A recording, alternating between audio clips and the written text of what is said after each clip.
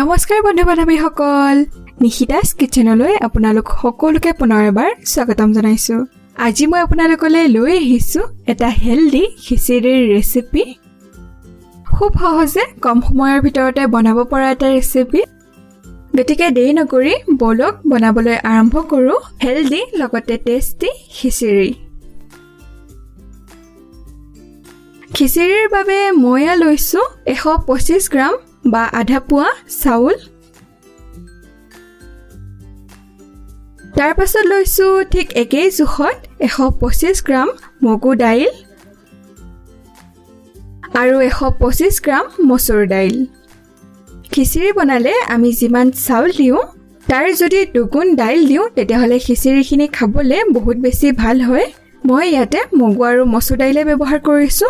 আপোনালোকে যদি বিচাৰে ইয়াতে বুটৰ দাইলো মিক্স কৰিব পাৰিব।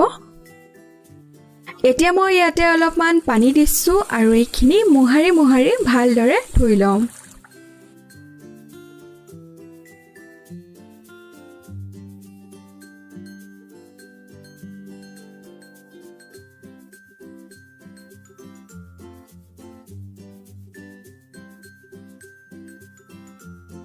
এয়া মই আটাইখিনি ভালদৰে ধুই পানী আঁতৰাই ললো। এতিয়া এইখিনি সাইডত ৰাখি দিম আৰু ইফালে লৈ লৈছো পাচলিৰ ভিতৰত মই লৈছো বন্ধাকবি, ৰঙালাও, জিকা, আলু আৰু লগতে লৈছো জলকীয়া আৰু এটা পিয়াজ। এতিয়া আটাইখিনি পাচলি আমি কাটি লম।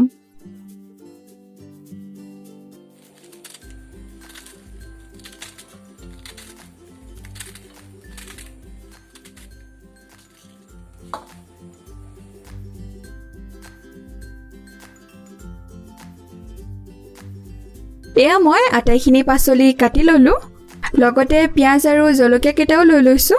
এইখিনি হৈ গৈছে। এতিয়া মই লৈছো এটা ডাঙৰ কুকাৰ। প্ৰথমে ইয়াতে দিছো ধুই ৰখা চাউল আৰু দাইলখিনি।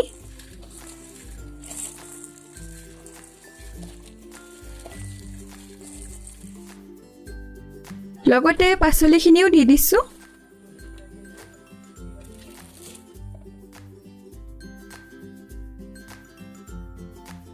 তাৰ পাছত এতিয়া ইয়াতে দিছো নিমখখিনি দি ললো। এতিয়া আমি ইয়াতে দিব লাগিব পানী। যিটো কাপেৰে চাউল আৰু দাইল জুখিছিলো সেই একেটা কাপেৰে পানীও দিম। এতিয়া মই সেই একেটা কাপেৰে দিছো 8 কাপ পানী। আপোনালোকেও ঠিক এইদৰেই কৰিব। যিটো কাপেৰে চাউল আৰু দাইল জুখিব সেই একেটা কাপেৰে পানীও জুখি দিব।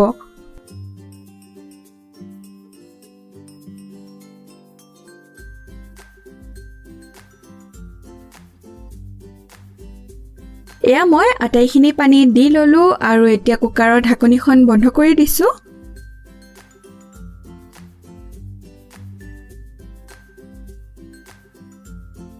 এতিয়া গেছৰ ফ্লেম অন কৰি কুকাৰটো গেছত বহাই দিছো।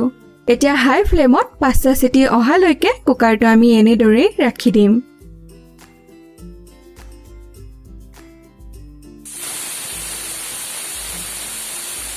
পাঁচটা চিটি দিলৰ পাছত মই কুকাৰৰ ঢাকনিখন খুলি দিছো। এয়া চাওক আটাইখিনি ধুনীয়াকৈ সিজিছে।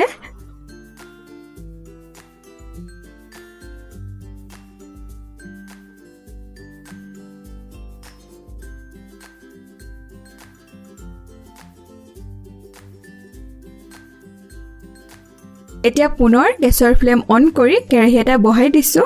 কেৰাহীটো গৰম হোৱাত ইয়াতে দিছো 1/3 কাপ কুকিং অইল। তেলখিনি গৰম হোৱাত ইয়াতে দিছো এটা কাটি লোৱা পিয়াজ, লগতে দিছো দুখিলা তেজপাত। এবাৰ লৰাই দিছো।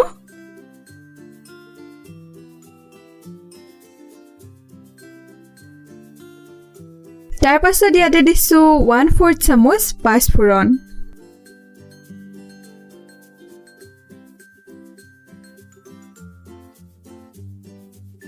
অলপমান হালধি গুড়ি দি দিছো।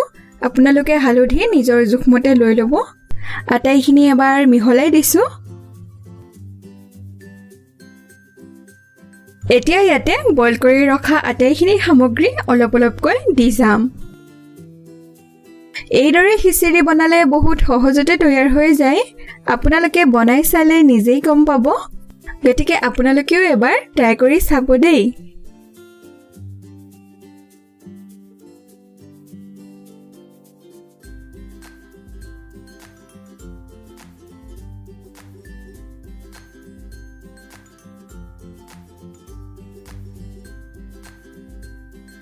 এয়া মই আটাইখিনি দি ললো আৰু এইখিনি এতিয়া ভালদৰে মিহলাই দিম।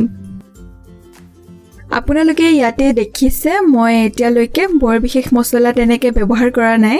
আমি প্ৰায় মছলা খায়ে থাকো নহয়নে বাৰু? গতিকে আমি যদি কেতিয়াবা বৰ বিশেষ মছলা ব্যৱহাৰ নকৰাকৈ এসাঁজ এনেদৰে খাওঁ, সেইটো আমাৰ স্বাস্থ্যৰ কাৰণে বহুত বেছি ভাল। মই ইয়াতে আৰু এক্সট্ৰা পানী দিয়া নাই। আপোনালোকে যদি খিচিৰি পনীয়াকৈ খাই ভাল পায় তেতিয়াহ'লে 2 কাপ পানী গৰম কৰি ইয়াতে মিহলাই দিব। এতিয়া একেবাৰে শেষত কাটি ৰখা ধনিয়াৰ পাত দি মিহলাই দিছো। নমোৱাৰ আগতে এবাৰ নিমখ চেক কৰি চাব। এয়া আমাৰ গৰম গৰম হেল্ডি খিচিৰি তৈয়াৰ হৈ গ'ল।